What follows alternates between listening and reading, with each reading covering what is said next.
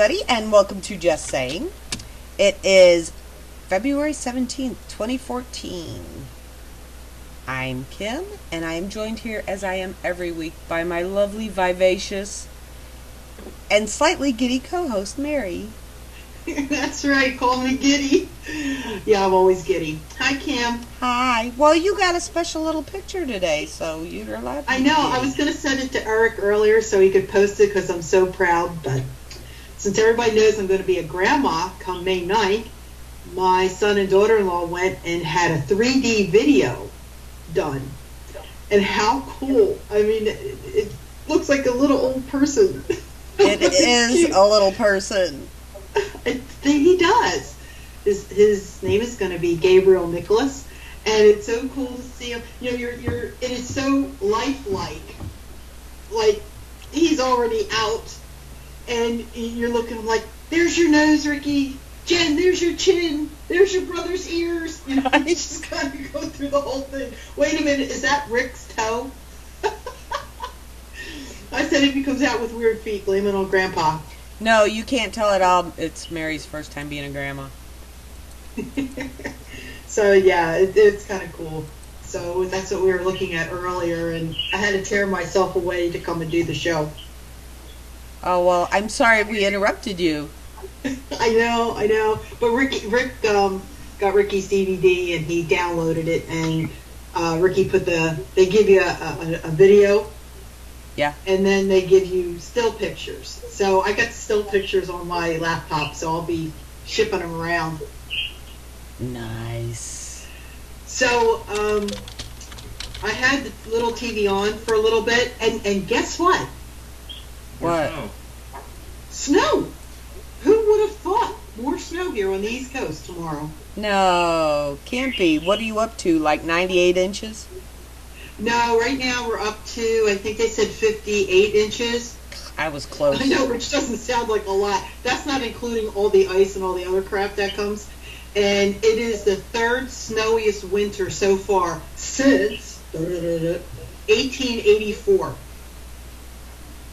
Those poor pioneers. So I'm hoping it kind of slows up because the end of the week we're going to be in the 60s. Go figure. We were almost 80 today. Actually, you know what? I don't want to hear it. It's supposed to be like that all week. Well, you guys need a break too. You were getting some funky weather. I know some of the people in your area were posting icy stuff, and I mean that's not usually your kind of weather out there, right? Now, usually we get one snow or one ice a year. It lasts 36 hours and is gone. Well, anyway. So, I got some show and tell for you tonight. Do show, do tell. Okay, well, first of all, I shop at a really good online store. And I happened to get this. I love that angel. Yes. That's one of my prized possessions now. I just got this last week. So, thank you from Metaluna Boutique and Stoves. Hey, I've heard of them. Did I say it right? Yes. Okay, I usually get it messed up. So, what's hot on your shelves? Yeah, they can't see you yet, but they will be seeing that. I know. What's hot on your shelves? Right now, I just got some. Well, rude much. Right now, we just got some new soaps in. And they're one wash soaps. They're in a little Ziploc, and there's 5 of them. And you keep them in your purse, so when you're at a restaurant or out somewhere and you need to wash your hands, that way you're not messing with the soap pump that 900,000 people have already sneezed on and everything else. And what they are is they're silk rose petals. So you just take the silk rose petal, soap up, throw it in the trash, and walk away. Oh, awesome. That's cool. Oh, you know, I want to do another little bit of advertising for you. I had ordered the votive candles and their gardenia scent. Yep. Oh, my God. They are amazing. I had the salt... salt lamp. Or salt candle holder. I have that on the kitchen table, and it just makes not just the kitchen, but the entire downstairs smell wonderful. So, and they last a long time, those candles. If you put them in the freezer, they'll last even longer. And it won't get rid of the scent? No. All right, I'll do that. I'll put it in a Ziploc baggie. For some reason, freezing them slows down the burn time. Okay. Well, we have an interesting show coming up, and we're gonna give a little bit of a teaser. I know that you're involved in an event coming up. I believe it's in April. Yes. Well, why don't you just kind of tell us a little bit about it, and that's a great segue bringing in our guests. Well, this April, I think it's April 12th. Yes. April 12th, starting at 9:30 in the morning. History, Haunts, and Legends in Jefferson, Texas. And I'm like all kinds of excited because I get to play with Selena and Dakota and Martha and a bunch of them. And I finally get to meet Stephen LeChance, who I've known for like years. And I get to meet the lovely host of it all, who is one of our guests this evening. She is not only running History, Haunts, and Legends like she does every basically 6 months, I think, but she also owns the historic Jefferson Ghost Walk Tour Company. Our first guest this evening is Jodi Breckenridge, and our second one is a PEN show host, close to death. It's a show. I know, I was going to get there. Sounds like A paranormal investigator, and too much fun when it gets dark outside. And that would be Selena Roane. Hi, Jodi and Selena. Hey, how you doing? Hi, how are y'all? well, I think we're doing okay. we got you out there now, so. See, I leave Kim in charge of introducing the guests, and we can't figure out who's there. So, but we're good. It just left. Selena, I know it's you. I can see you, and I was lucky enough to meet you back in November. Yeah. And we're out there for the Haunted Holidays at Marshall. What was it called? The Haunted Holidays from the town of Marshall, or Marshall, Texas Haunted Holidays. I knew it was something like that. That was fun. Had a good time. Yeah, it was good meeting you. I was telling everybody that I could when I got back home how wonderful the people in Texas are. I mean, I'm from right outside Philadelphia, so it's very unusual when I was telling people I was on the plane, and you're carrying in your luggage, and the gentlemen get up and say, "Let me get that for you." When they're putting it up, boarding a plane in Philadelphia, the guys in Philly want you to grab their luggage and put it up overhead. Or just move. Yeah, just get out of the way. Wait, you're moving too slow. So I was really, really impressed with the hospitality of everybody. So. Well, see, down here they're allowed to carry guns, which means their mama carried guns, and if they don't act like gentlemen, they got to deal with mama. Yeah. She's packing. Yeah, really. Well, somebody did a really good job on raising their sons out there. Well, it was more than just the gentlemen; it was the women too. So, I mean, here I am an out of towner, and I'm in this whole room with all you guys that are locals, basically, and y'all made me feel like I was one of the bunch. So that was real nice. So thank you. Well, you're very welcome. Actually, they didn't, because if they treated you like a local, they would have thrown something at you. Well, they were nice. But anyway, I know poor Jodi has to go to work not too long from now, so we'll start with her, even though Selena's in on it too, because Selena is also part of History, Haunts, and Legends in April. Yeah. Jodi, why don't you tell us what possessed you to start this craziness? I'm having a real hard time hearing you, Kim. You're cutting out. I'm so sorry. I can hear everybody else clear, but I didn't even quite understand what you just asked me. Jodi, what got you started in doing the History, Haunts, and Legends? I know you do the tours. Right. Well, actually, the tours we've done for almost 15 years now, and back in 2007, I started, kind of kicking around the idea of doing a paranormal conference in Jefferson. And, of course, we did schedule one in fall of that year. And then it was such a, a success. I thought, hey, let's do one in the spring, too. So it pretty much has just, evolved from that. And now we actually schedule them every spring and every fall here in Jefferson. Everyone's a little bit different. We do have several guests that, have attended every single event that we've had, but we always try to bring in new guests. And Selena is actually going to be a new one this time. We're really excited. She was here in November for the fall event and, visited with us and had a booth, and we got to chit-chatting and really, really liked her. And so now she's also going to be one of our guest speakers this time. Us too. We're going to be there. Hey, I feel like the odd one out. Oh. That's okay. There's always next year. You'll have to come. It is. It's a lot of fun.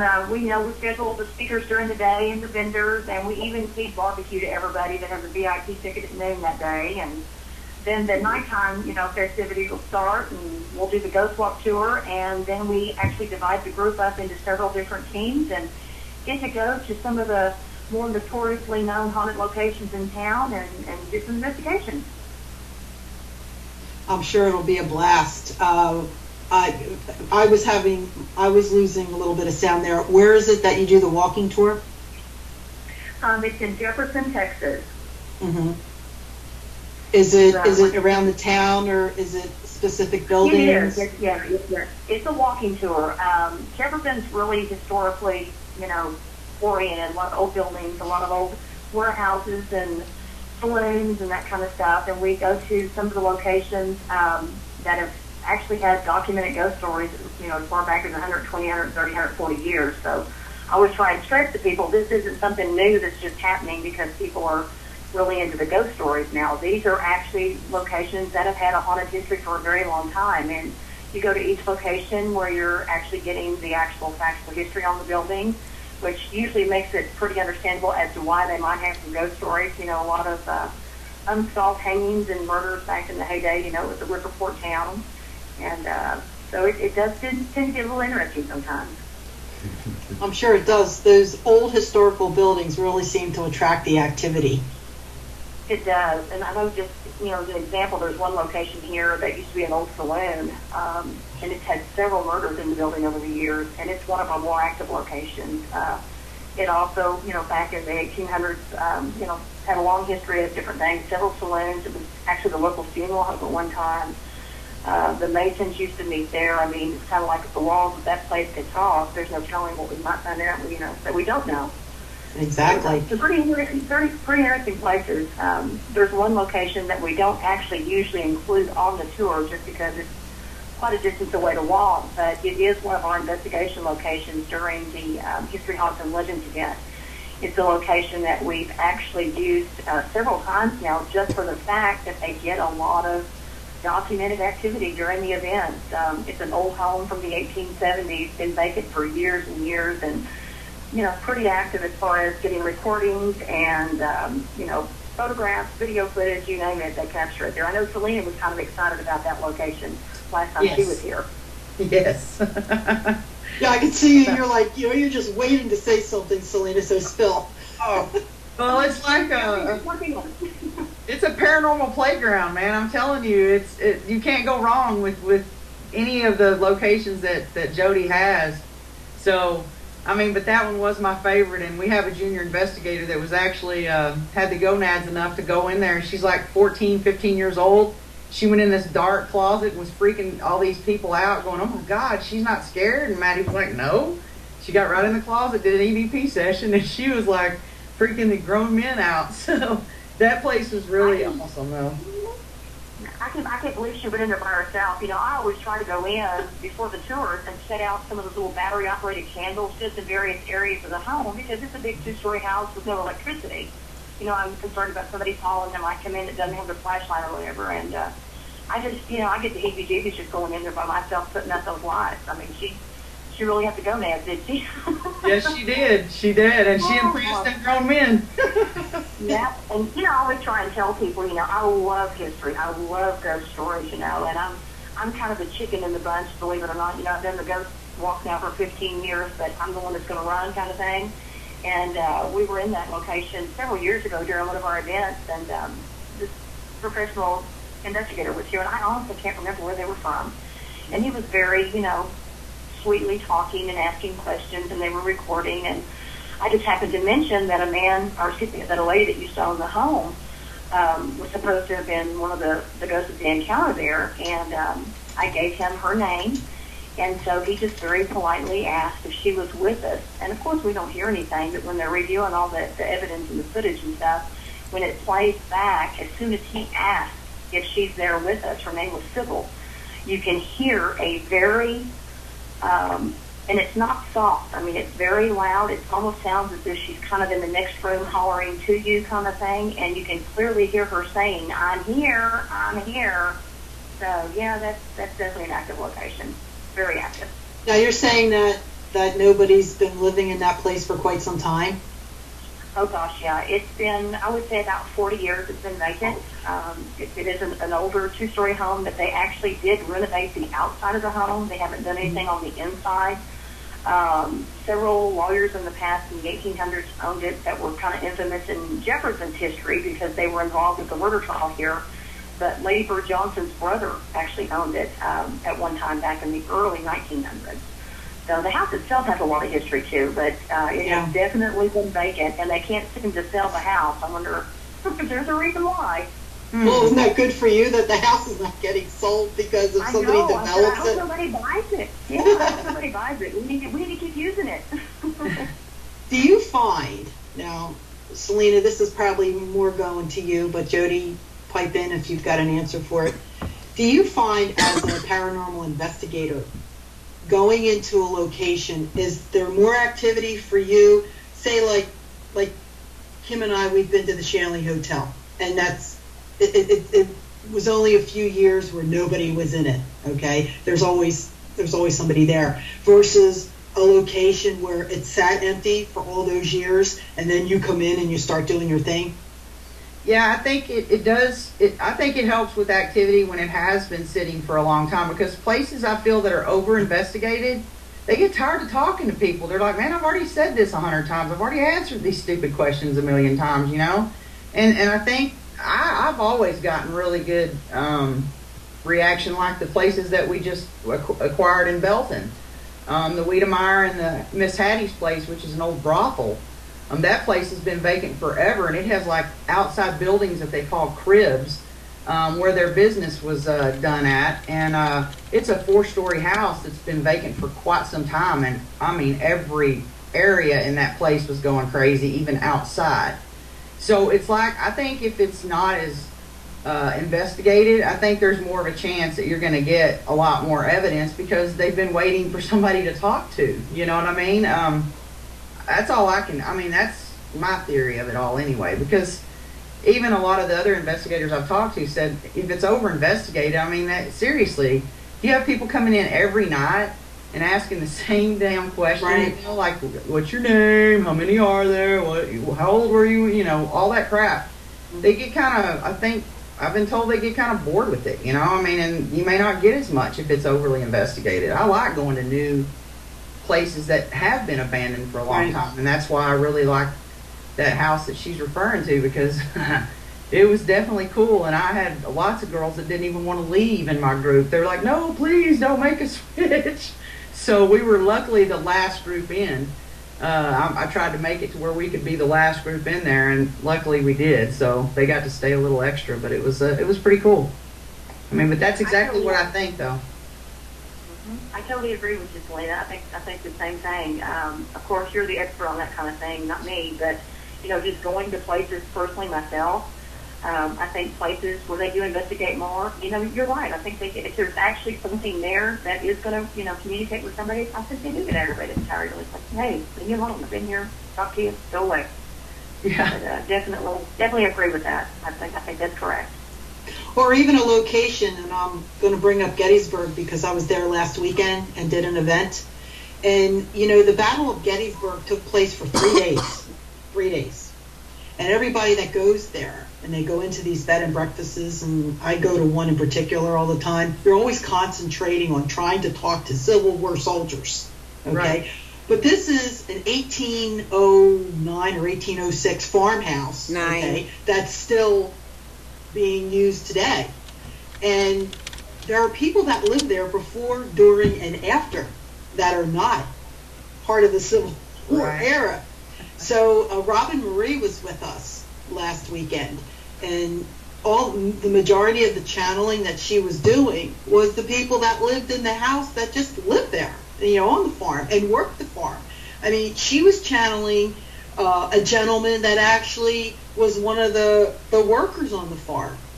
And it was a wonderful experience, at least for me. It was a first-time experience for her and most of the group that was there, because you're so focused on one particular period of time that you're missing out. So, go to a place that you think's been over-investigated, but study a little bit before and pick a different time frame and see if you can just kind of maybe. And as soon as Robin, because like I said, bringing Robin, she was never there before, so she's, even though that this is Gettysburg and what happened in Gettysburg, she went deeper, and it was just a great experience.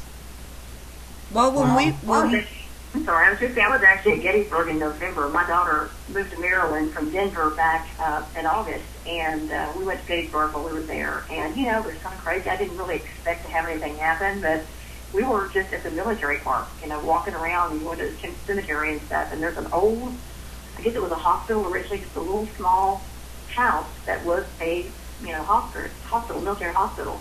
And I was just taking pictures of the scenery. And do you know, I actually have a photograph looking out of the window of that house. Oh, yeah. And I'm one of the ones that usually tries to decipher photographs. There's usually, not always, I always think that there's pretty good chance at times if you're wanting to see something bad enough, you can make yourself see something. But this is actually a very clear photograph, and there was no one there but my husband and myself and another couple that was actually standing there with us when I took the photograph. So I can say I got a new picture of Gettysburg. That was really a lot of fun. I enjoyed it. Yeah, you very rarely leave there without something cool. Well, Kim's been there a few times. Kimmy, you've been there a few times. Yeah, I was going to say the best EVP I got out of there had nothing to do with soldiers. It was a lady named Sarah. Exactly. We got something cool, which we didn't know it was cool until the next day, and Robin was talking to the innkeeper and her partner, and we had this gentleman kind of like following us around, and here he was dressed like a Revolutionary War soldier, and we couldn't figure that one out because this is all Civil War, and he was talking about 14th Regiment Valley Forge. Well, I live minutes outside of Valley Forge, so of course I perked up. And here the next day, talking with Florence and stuff, we found out that Mr. Cornelius, I can't think of his last name, the owner of the farmhouse, his father was in the American Revolution, 14th Regiment Valley Forge. So here's this guy's father, who was never even on the farm before, was, talking to Robin. So those are kind of cool things. Well, I would also like to mention that some of the more investigated places, like the Shanley, it really depends on the group, because like with Mary, they're used to her coming, so it's not the normal, how many are here, who's this. Usually we have a tendency to just sit down in the great room and talk and run a recorder, and we get more conversations that way than we do actually running around trying to investigate. Oh yeah. As a matter of fact, I left one of my recorders just sitting out in the middle of everything and didn't pick it up till we were finished at the end of the night. Because I found, and I don't know, Selena, if you've picked up on this, is like Kim was saying, you're just sitting there, shooting the breeze and talking, and there's other things going on in the background. Yeah, and that's exactly what happens is when, what Brad Clean used to say is that you can't watch a pot of water boil or something. You can't wait for it to boil or watch it boil or something. A watch pot never boils. Do your thing. Yeah, there you go. You just do your thing and you get activity. We were sitting there at Duff Green, me, Barry, and Brad, and just talking, and it was like they were all around us. K2's going off and periscopes going off, right, like they were walking past us. It was just nuts. And we were just sitting there BSing. We weren't even really, we'd just gotten there. It was during the day. Yeah. So, yeah. Yeah. I was going to say, talking about the Stanley, you know, it's kind of the same thing when I was there at the Stanley Hotel. You know, nothing happened. Nothing unusual. Didn't feel weird spots. I mean, absolutely nothing. And right before we were ready to leave, I went back down to the ladies' bathroom to go to the bathroom. You know, I wasn't expecting anything to happen. I was ready to go home. And that's when I had the weird experience.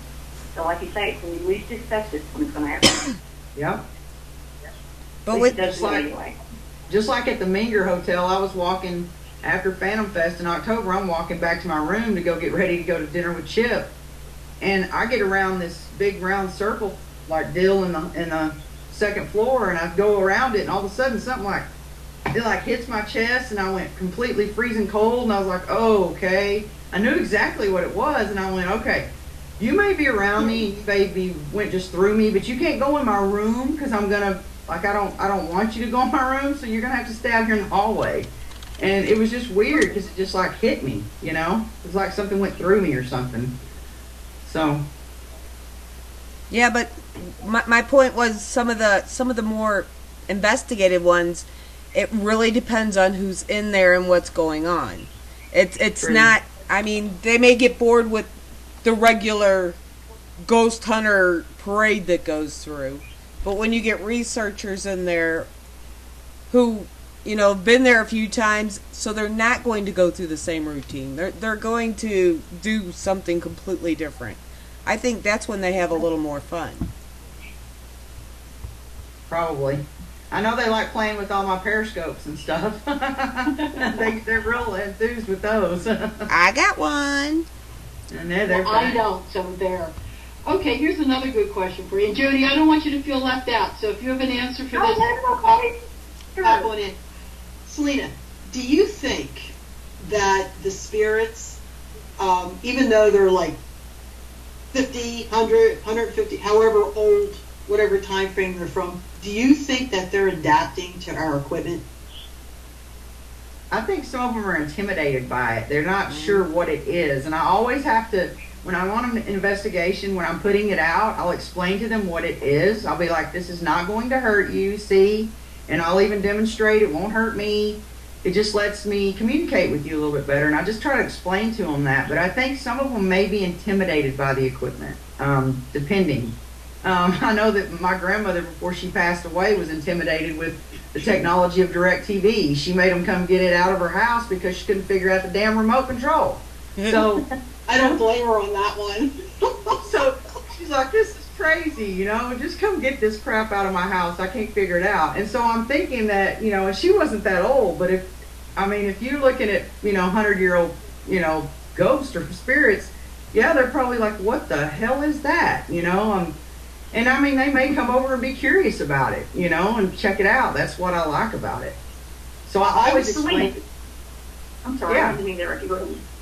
Well, I was just going to ask you, when you were in Jefferson last time, did you use the periscope at the old mill building?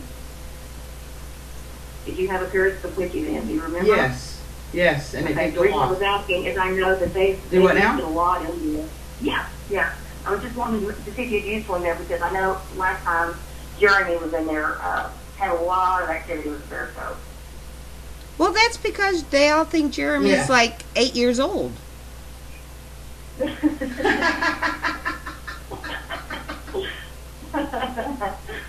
Yeah. That could be. Kim, you should see me and Jeremy walk into somewhere. Yeah, I love Jeremy, and he knows it would come out of my mouth, so I'm not talking behind his back whatsoever. No, you should see us going into France and Jeremy together. It was like Mutt and Jeff. People were like, what the hell? So we turned a couple of heads when we were working together. Yeah, but he's got some really couldn't cool figure that out. That he's made. He does, and he's made some new stuff. Yes, he did. He's getting more and more times a day. Mm-hmm. Yeah, I think it's great that people are out there that are being inventive like that. Like they're just not. Let me just use my meter here. Okay, he goes above and beyond that. So you can tell he puts a lot of thought and. I'm just sorry I didn't get anything when I was there that day from him. You can get it through Metaluna Boutique and Stones. I know. Or Selena. Or Jodi. Either way. Oh, well. Well, the reason why I brought up that whole thing about getting adapted to equipment, and Kim, I don't know if you were there with us that time at the Shanley. I know Sal and Jen, who's in the chat room, they were there, but up on the 3rd floor, there's a chair, and it's called Joe's Chair. Mm-hmm. And of course, we always put one of our IR cameras in there because the room it's active. And we had one person whose all her responsibility was to keep an eye on the DVR, okay, you know, that little red R to make sure everything's recording. And if there was any problems, you know, call one of us, whatever. Well, you know, I don't know what happened, but she must have turned her head. And all of a sudden, I had just come down for a break, and I had my monitor on, and I see Joe's chair. I see a compression, like somebody sat in it. Now, Sal and Jen was behind my shoulder, and she saw it. We're like, oh my God. We go running over to, you know, rewind it, right? And right at the exact moment, like half a second before, that camera shut off. Mary, that was the same time when the 3 of us charged to the 3rd floor because of the shadow. That was the same day? Yeah, that was the same night. Oh. Well, we thought we had the evidence of the century. Right. We couldn't wait to look and review this because, I mean, how cool is it to see an impression of a chair and the cover on it, like, sliding down, and it wasn't recording. It was live on PEN, except for that part. Everything was live except for that, and it was like, oh my God. So ever since that happened, I always ask everybody if they think that the spirits are adapting to our equipment. Like, are they really paying attention when we're setting it up and how things work and how we're operating it? Because if they are, we're in trouble. I don't know what else to say, but it was definitely strange. So what's your favorite place to go to? Jodi, what's your favorite place? I want you to go first. Place? Yeah. Well, favorite place, like worldwide, USA, Texas, Jefferson. Where you've actually been. Well, you know, honestly, I can say I have a couple of favorite places. But if you're wanting to really experience what I consider probably one of the most haunted places there is, that is actually the Grove property in Jefferson. I can tell you personally, on a scale of 1 to 10, I rate this at about 15.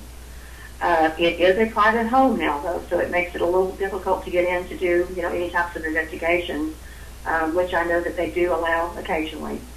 But that is probably, it's got to be the top out of all the places I've been. And I'm talking places, you know, like we just mentioned, the Stanley, Gettysburg. But of course, I've been to the Grove a lot more than I've been to those locations, so that may why it tends to be a little bit, you know, more active to me.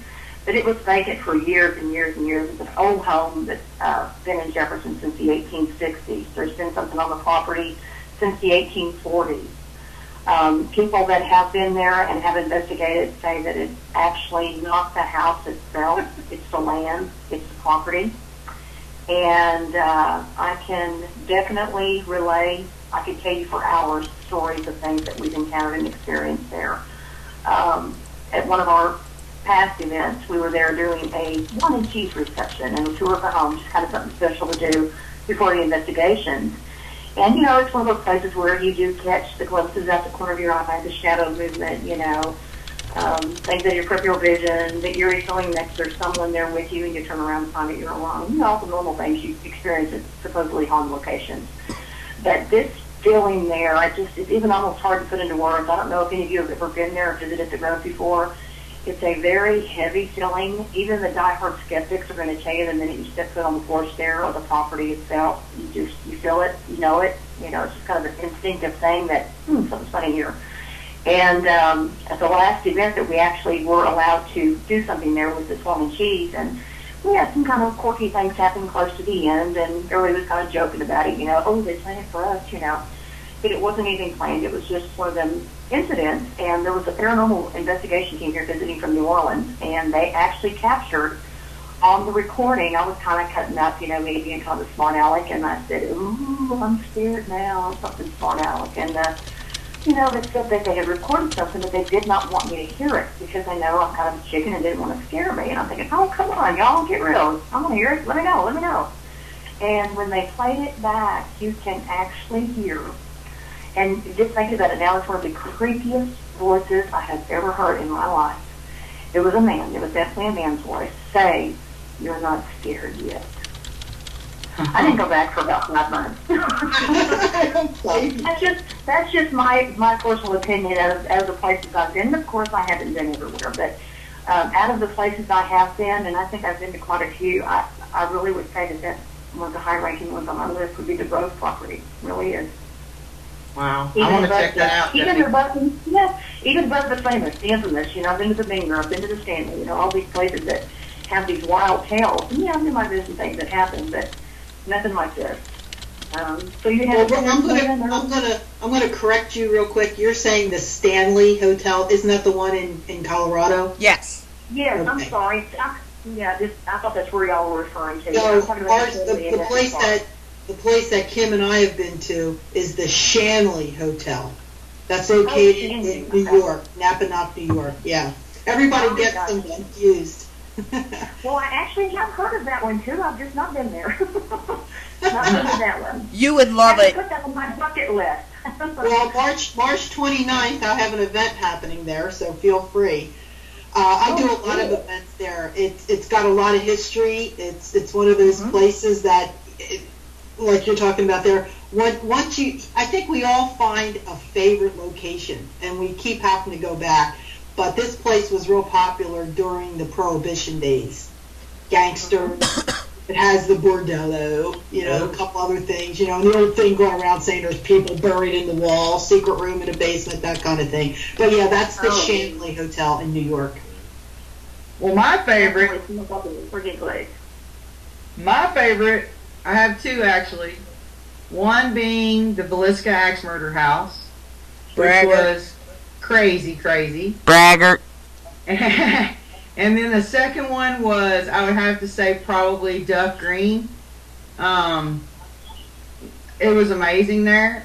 Beautiful and amazing, and had a connection to my family with the Robert E. Lee thing, so that was really cool. But the Villisca Axe Murder House is no joke. No joke at all. There's definitely activity there.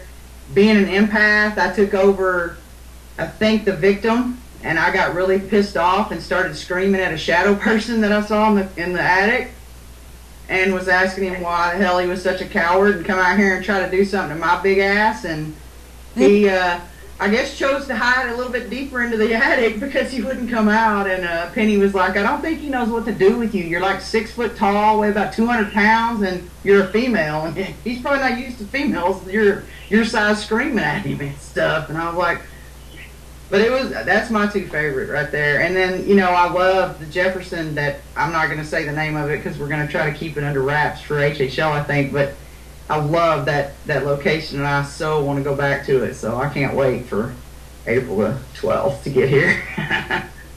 Because we are helping her with the investigations, Furious. So I'm pretty excited about that. So are we. Yes, I know. We get to go to all the cool places now. Yeah, all the cool kids. Yeah, that's right. You get to go where all the cool kids get to go. Right. We're going to have a blast, y'all. Always. I can't wait. Well, let me just sit here being that odd person out again. Hey, how many times have I been odd person out because you guys were at Gettysburg or the Shanley without me? Yeah, but I invited you. Well, Jodi invited you. Well, now. I guess I can play. I want to go, yeah. And you need to come down here. Now, this we can do swappies. We can do swappies. That's right. Swappies. I got some cool places. Yeah, Mary has events at both the Shanley and at Gettysburg, and you have HHL, so you two can just swap them. Yeah, don't forget Fort Mifflin. Don't forget Fort Mifflin. Oh yeah, Fort Mifflin, where they pay you to investigate the spirits, not the people who run the place. Yeah. Well, that's cool. You guys sound like you have a lot of really good places out there, and probably have to make a trip. Yeah. So you've got this event coming up in April. What else is coming up? Did I hear something in November? Yeah, she has another in November. show. Yep. Yeah, in November. November, actually, it's always the first weekend in November, so this year it'll be November 1st. That'll be the fall event. We usually try and do the spring event the first weekend in April, but I have a child getting married that first weekend. Threw a kink in it this year, so we're doing it, of course, April the 12th. And this will be our 13th event. It doesn't seem like it's been that long, but they're piling up now. We always look forward to them.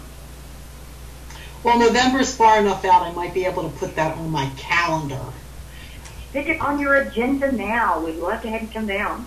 Well, I was there. I was in Texas last November, so maybe November's the month for me. You were there the week after her event, though. Yeah, 2 weeks after, wasn't it?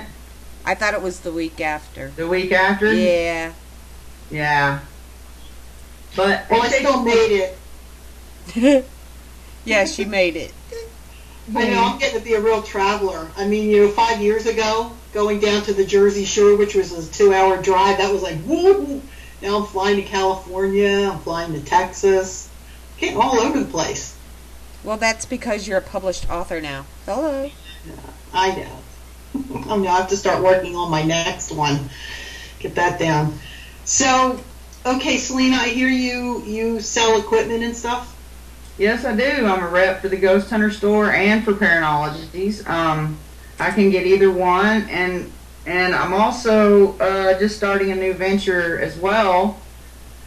Fair teamed up with Light Paranormal to bring the venues of, like I was saying, the Wiedemeyer and Hattie's Place to the public, and that starts March 1st, and we're really, really excited about that because, like I said, Hattie's Place has been sitting vacant for quite some time and has quite a bit of activity. They were getting EVPs like off the chain the other night, and in the Wiedemeyer we had a lot of periscope activity, a lot of motion sensors, REM pods going crazy, balls moving by themselves, which totally freaked me out. Footsteps, and we also used the Kinects, the 360 Kinects, like Ghost Adventures had on there, and we caught an apparition on that, which was extremely exciting. So those two places are very active, and we're very excited about doing that. And we're going to incorporate, when people come out to investigate newbies or whatever, me coming out and showing them the equipment, showing them how it works, trying to demonstrate how to use the equipment for what purpose and things like that. So kind of doing that whole deal.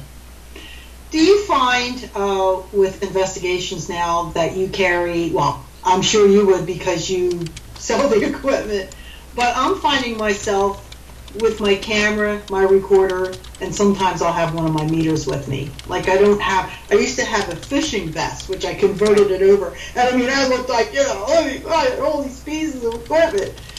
And then the Mel meter came out. I love the Mel meter because that pod thing on it. Yeah, I got temperature now and EMFs, and I'm like, hey, this is great. Yeah. Out of all the equipment that you carry, what is your favorite piece? Well, that's a kind of a tie because I have to have my audio recorder for one. That is always a given because more times than none, you're going to catch more on audio than you will on any kind of video or on camera. It's so hard to capture something true paranormal on camera. It's extremely hard. So I always have to have my audio recorder, and the Periscope is my all-time favorite communication tool. It's worked. So I mean, it's amazing.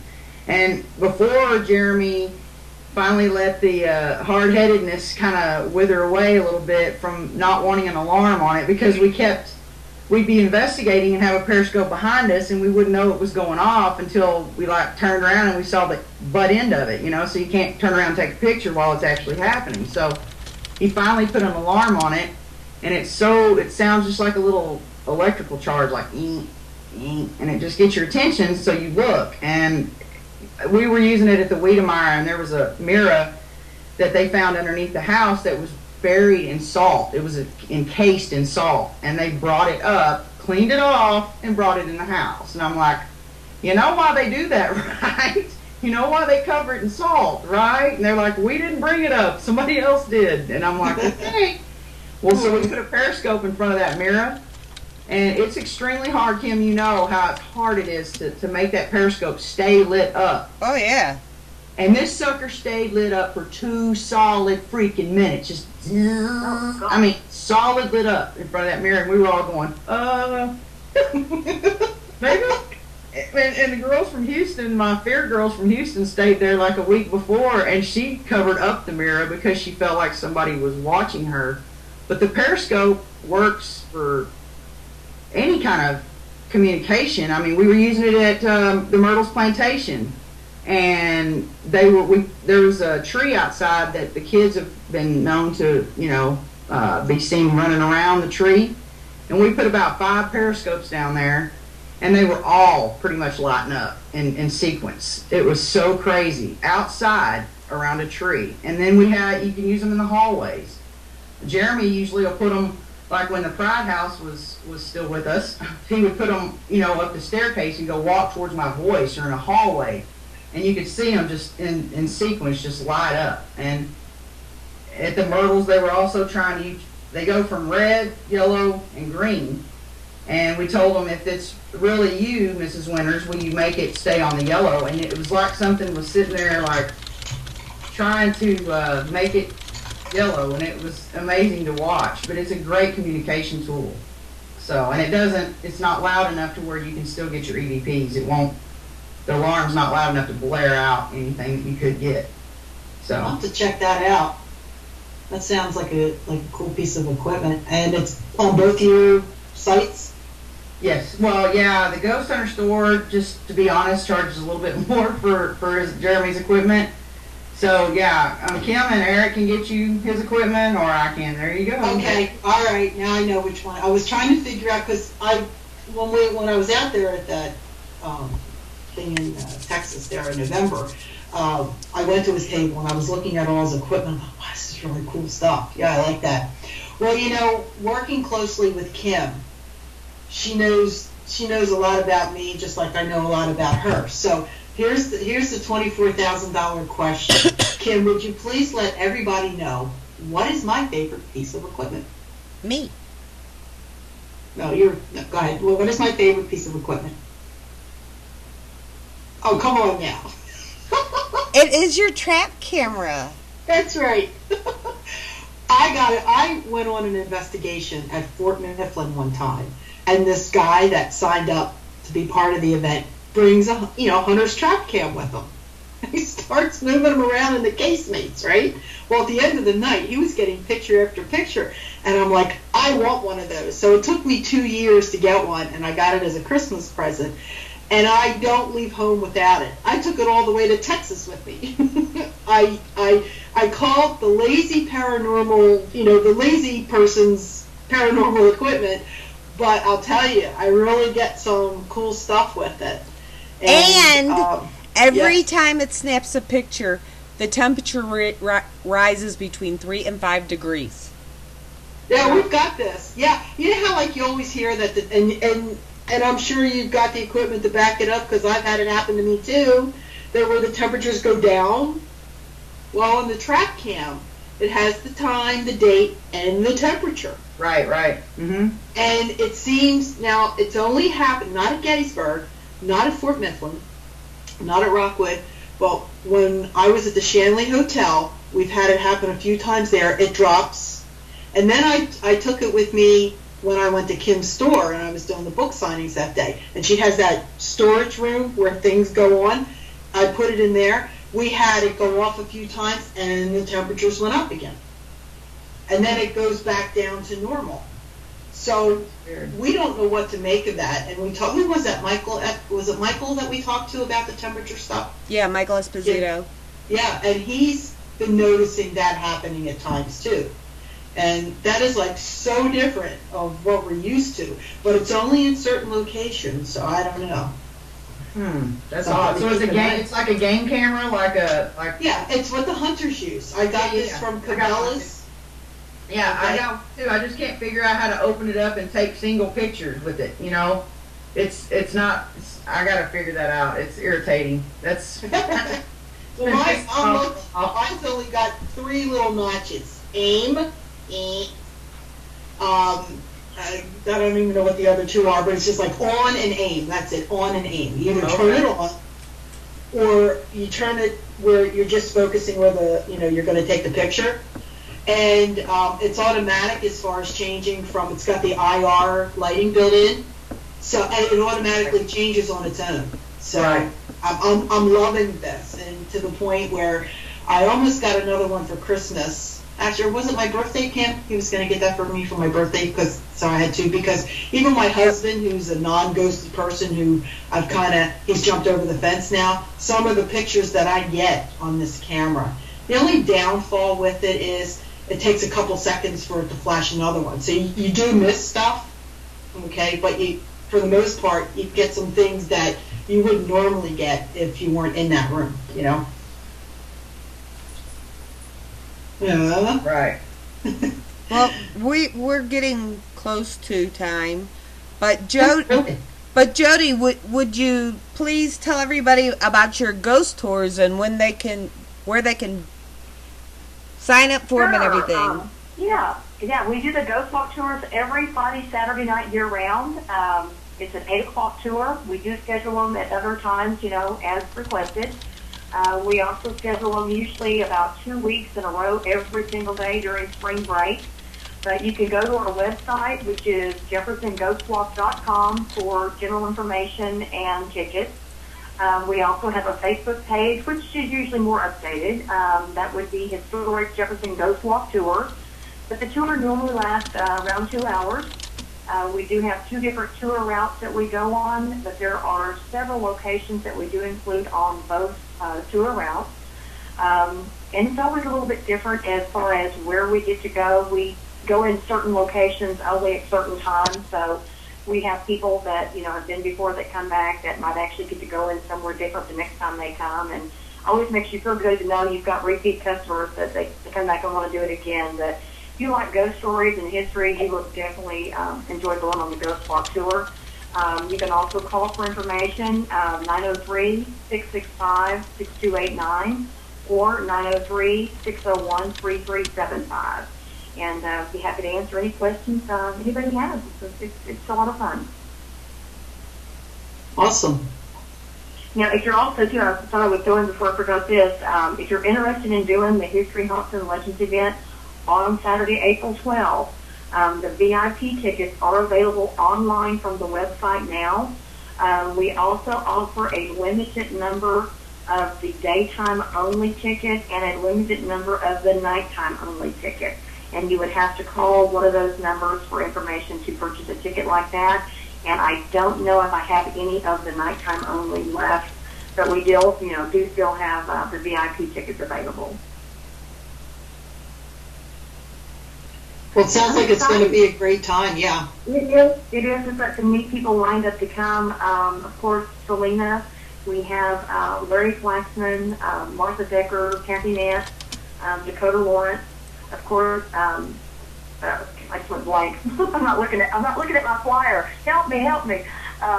Dr. Rita Louise, Ian and Erin Powell, of course.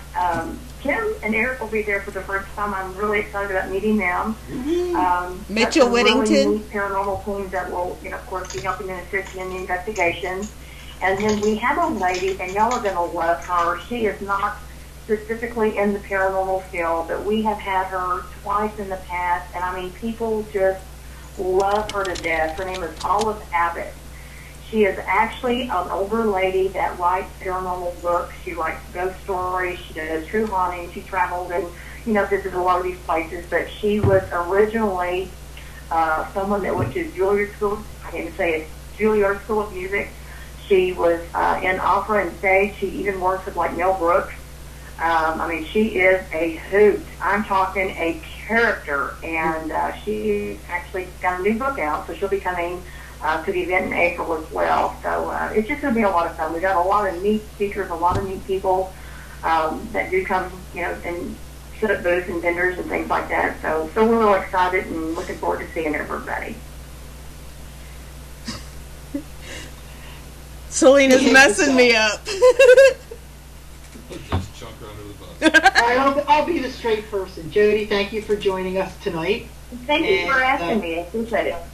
And wish you the best of luck on this upcoming event. And I'm going to do my best to, if I don't make the one in November, try and get out there if you do it again in next April. I just need a little bit more time for that. Yeah. Selena, before we disappear, you do a show on Sunday nights? Sunday nights? Close to death. All right. 7 p.m. Central. And I'm the founder of Fear Paranormal, so you can look us up on Fear Paranormal Society on Facebook. Give us a like, or you can look on my Facebook page, Close to Death by Selena Roane, and check out the show Sunday because I got Lisa Martin on. Awesome. Well, yeah. Kim's trying to still get composed over there. Kim and I appreciate you both coming on tonight, and we know where to find you now, especially you, Selena. Yeah. I know where you are. And Jodi actually isn't that far from me, so next time she gets over to Longview, she needs to come visit me. Yep. Yes. Thank you guys for having us. Thank you both so much for coming in tonight. Yes, we totally enjoyed speaking with you.